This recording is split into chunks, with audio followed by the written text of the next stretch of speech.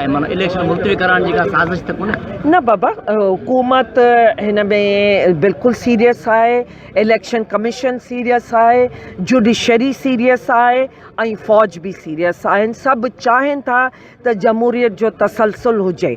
बाक़ी यकीनन ही असांजे लाइ वॾा चैलेंजिस आहिनि, असांजा दुश्मन मुल्क आहिनि जेका नथा ॾिसणु चाहिनि।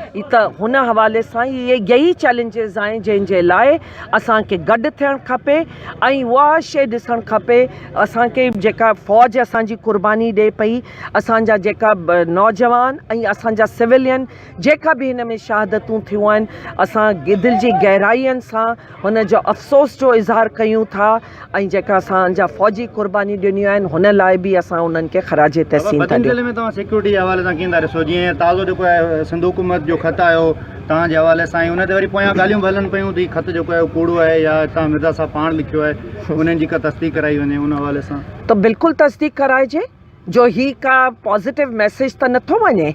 अगरि कंहिंखे सिक्योरिटी जो आहे त कोई इहे पॉज़िटिव मैसेज आहे छा?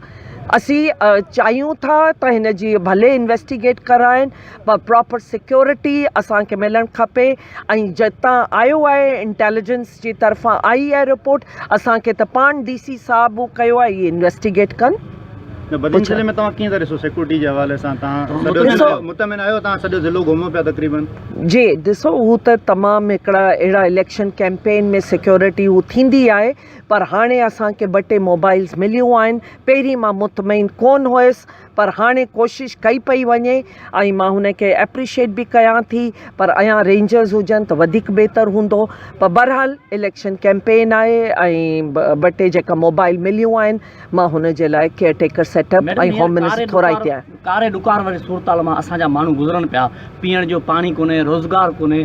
तव्हां मुसलसल हिते माना हिन तक ते MNA रहिया आहियो, मुस्तक़िल बुनियादनि ते तव्हांजी कहिड़ी पॉलिसी आहे हिन इलाइक़े में? जेका बेरोज़गारी आहे, तइलीम जी अणूंद आहे, यूनिवर्सिटियुनि में असांजा जेके ॿार आहिनि उहे इंतिहाई सफ़ा घटि जेके लो कैटेगरी उन में वञनि था, तव्हांजो छा मुस्तक़िल प्लान आहे हिन इलाइक़े? ॾिसो, 10 साल हिकिड़ी अहिड़ी हुकूमत खे मौक़ो मिलियो हो जंहिं पंहिंजे मैनिफेस्टो में ई यही ॻाल्हियूं कंदा हुआ, रोटी कपिड़ा मकान ऐं ज़ाहिर रोज़गारी ऐं सभु कुझु। पर जॾहिं असां ॾिठो त हू फेल थिया ऐं रुगो करप्शन, हर शइ जे पुठियां हिकिड़ो करप्शन आहे जंहिं हिन खे असांजे तक खे पोयो कयो आहे ऐं बर्बादी कई आहे, सिंध जी बर्बादी करे छॾी आहे। तालीमी इदारा करप्शन जी नज़र आहिनि, सिहत जो इदारो करप्शन जी नज़र आहे।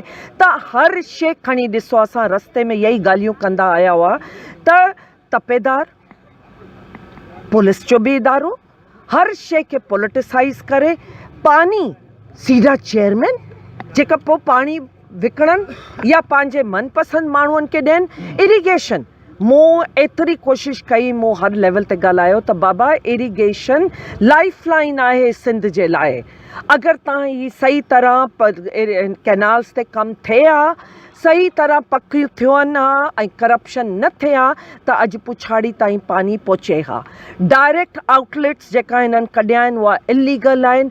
पंहिंजे मनपसंदि माण्हुनि खे हिननि आउटलेट्स कढी ॾिना आहिनि। DOs जेका आहे, वाहूं जेका नई वाह कढियूं आहिनि, सभु इलीगल आहिनि। पंहिंजी पंहिंजी ज़मीननि खे आबाद कयो आहे ऐं असांजे तक खे बर्बादु कयो आहे, जंहिंजे लाइ मूं आवाज़ु खई आहे। हर शइ जे पुठियां दीमक वांगुरु करप्शन आहे जेका खाए पई ऐं यही वजह थी आहे असांजी इहा पार्टी छॾण जी ऐं हिन करप्शन जे ख़िलाफ़ु जदोजहद करण जी। ऐं हिकिड़ी शइ, हिन करप्शन जे करे गुरबत आहे ऐं गुरबत जे करे दहशतगर्दी आहे। त मां सम्झां थी इहा ज़िम्मेदार आहिनि माण्हू जे दहशतगर्दी जा। तव्हां ॿिन्हिनि सीटनि ते बीठा आहियो, NA ते ऐं PS ते बि, तव्हांजो छा अॻियां लाइ अमल छा आहे? जेकर तव्हां ज़ाहिर ॿई सीटूं इनशाला खणी ईंदो त पोइ अॻियां जो तव्हांजो छा लाइ? MNA रखंदो MP ते? ही ओॾी महिल फ़ैसिलो कंदासीं।